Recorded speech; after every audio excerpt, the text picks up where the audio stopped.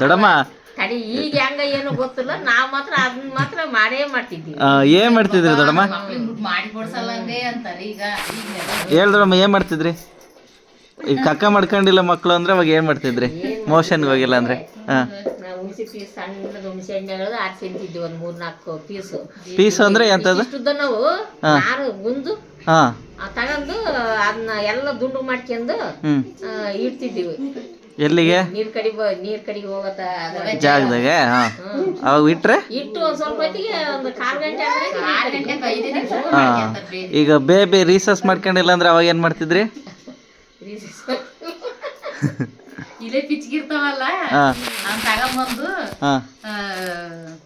ನೆನೆಸಿ ಒಕ್ಕಳದ್ದು ಎಲ್ಲ ಸಣ್ಣ ರಂಗಿಸಿ ಈ ಒಕ್ಕಳು ಸುತ್ತ ಹಚ್ಚಿ ಆ ಕಡೆ ಗೆಜ್ಜೆಗೆ ಹಚ್ಬೇಕು.